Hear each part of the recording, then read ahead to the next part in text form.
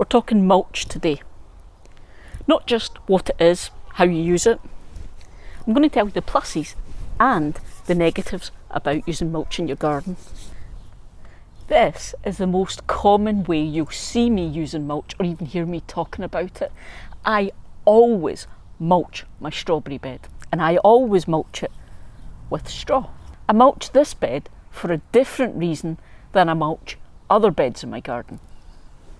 And I use straw, whereas in other beds I use other things. So let's talk about that first. What is mulch and what are the different types of mulch? And then we'll talk about where I use them and why I use what I use in that place. It's not as complicated as it sounds. Let's go. Hello, you.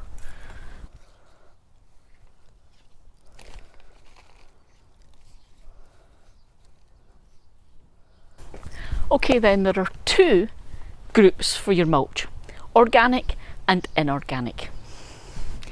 It's not incredibly important that you know the difference or think about it, but it is as simple as this. Organic mulch is mulch made from something that was a living thing. So that's things like your wood chips, your straw like I'm using, or maybe even compost. You can use compost as a mulch. Inorganic are the things that were not made from organic matter, if you like. So that's things like weed-proof membranes that are plastics, or you'll sometimes see people use rubber chips as mulch, or even stones. Those are your inorganic mulches.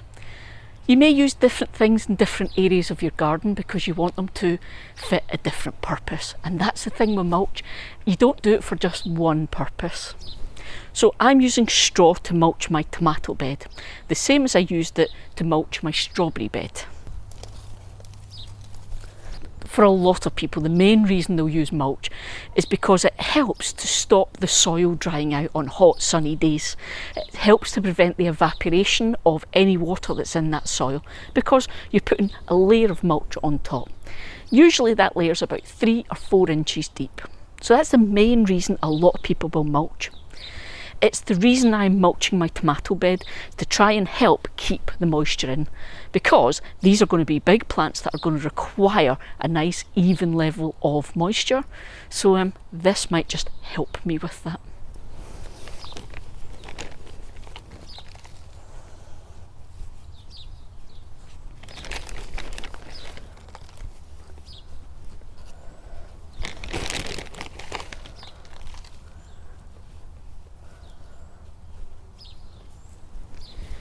Now, most folk who mulch vegetable beds, that's the reason why. It's about the moisture. It's not why I mulch my strawberries, however. The main reason I use it in my strawberry beds is to cover the soil so that those little strawberry fruits aren't sitting on the soil. Because when you get rain or when you're watering from above, it splashes that soil around and it can splash it onto the plants and the strawberries.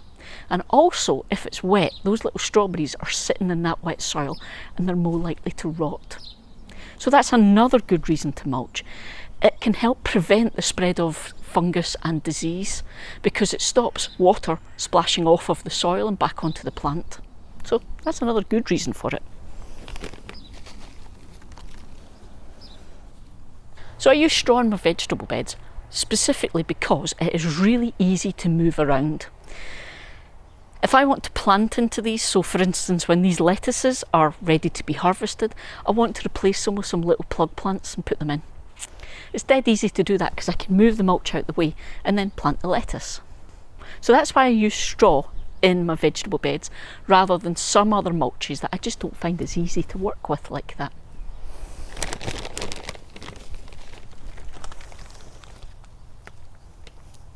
So that's my strawberry bed and my tomato bed now mulched with straw, but for 2 different reasons. I said for the strawberry bed, it's to protect those little fruits, to stop them sitting in the wet soil or to get splashed with that wet soil.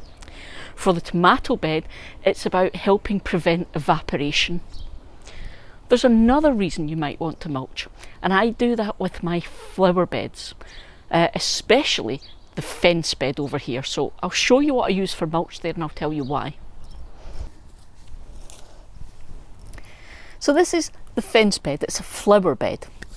So a lot of what I'm thinking about here is aesthetics. I don't want to use straw to mulch in this bed because I don't want that look of straw in my flower bed.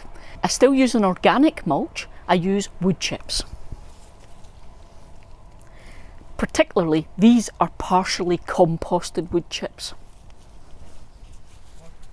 So the reason I use a mulch in this bed then, yes, it helps to prevent evaporation, but my main reason is because that layer of mulch on top also helps to reduce weeds. It works a treat.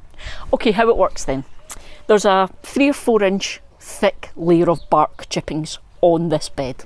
So any weed seeds that get blown in, dropped in by birds, etc., they've really not got anything to grow in, so they might germinate, but very quickly they'll find there's no nutrition there for them and they'll wither and die.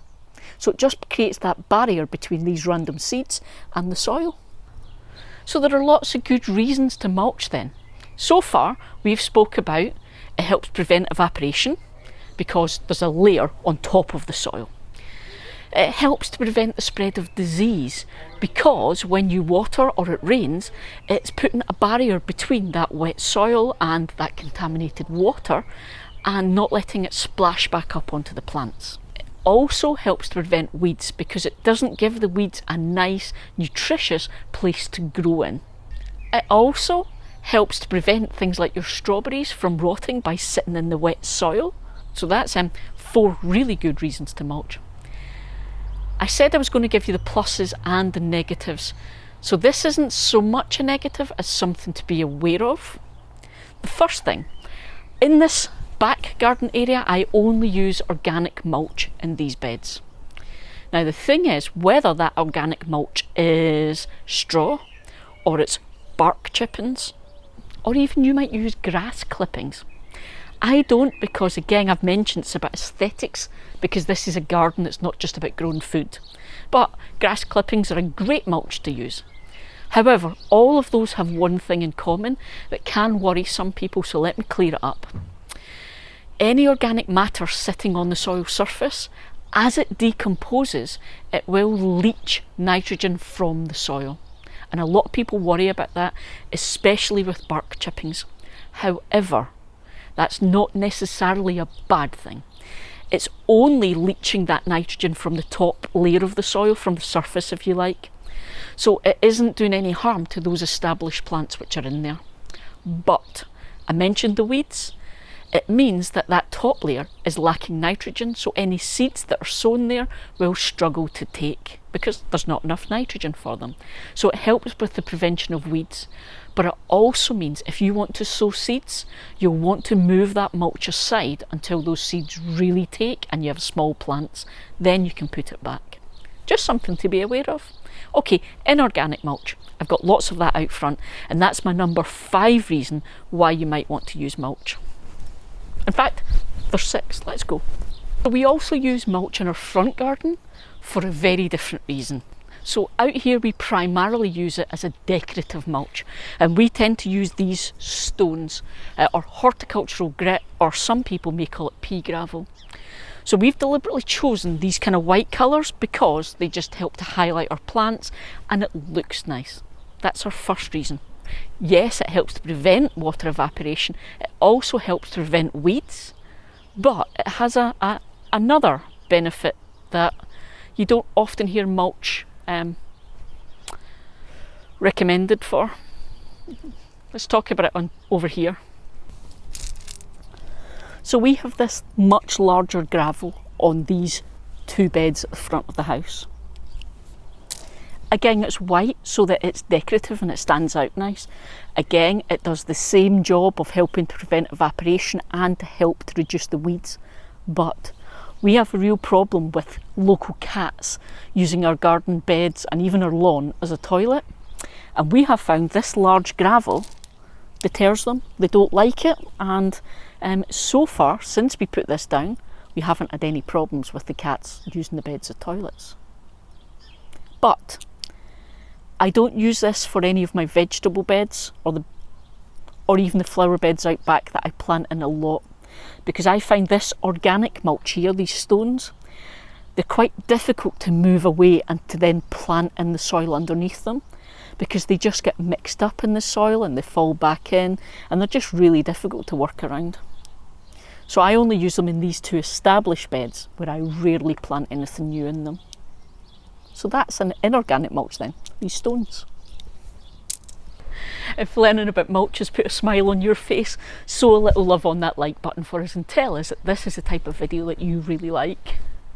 I touched very briefly on the fact that you can use grass clippings as a mulch, and I don't use them because I don't like the look of it in my garden.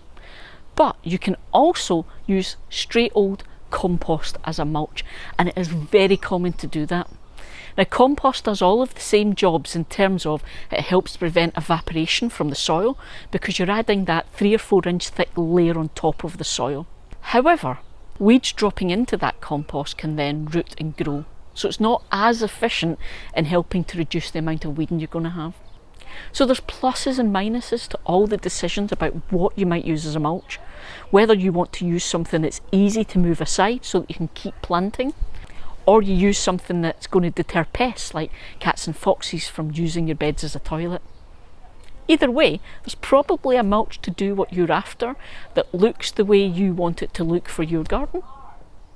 The last thing I want to mention is situations where I don't use mulch. And it's not always going to be the same for everyone. My garlic pot's right here. I don't have this middle bed mulched, and I don't have these pots of garlic mulched.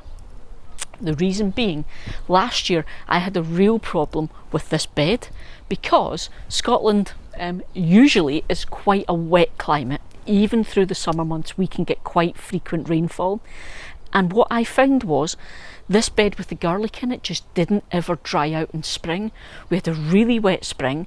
I had mulch in place to protect my garlic, but because it just didn't get the chance to dry out, I lost a lot of garlic that just rotted and they were no use to me. So I took the mulch away from this bed that now has all my onions in it. I changed and I started growing my garlic in pots. I just did this last year, it's the first year doing this. I found it's been great and I've had no problems with rot. But given that pots can get really drenched with all the rainfall anyway, I've chosen not to mulch them. It just means I have to keep on top of monitoring the soil and when they need watered. For that instance, because I've had a negative experience with mulch, just for these 2 crops, I'm not using it this year. So then you now know what mulch is. It's a layering we put on top of the soil. You know why? So it can help prevent evaporation, it can help reduce weeds, you can even use it to deter pests and to help prevent the spread of disease. I've also told you that you might want to use different mulches for different situations. Like for me, how my garden looks is really, really important to me. So it lets you decide on if mulch is right for you and where you're going to use it. But also, I mentioned the strawberries and putting the straw in my strawberry bed. If you're a new strawberry grower and you're all excited for the strawberry season, but you want to know more about the whole start to finish, I've got a video here that's all my top tips on strawberries, because we have got to the point where we hated strawberries because we had so many and we just got sick of them. So that video will help you with that. See you folks.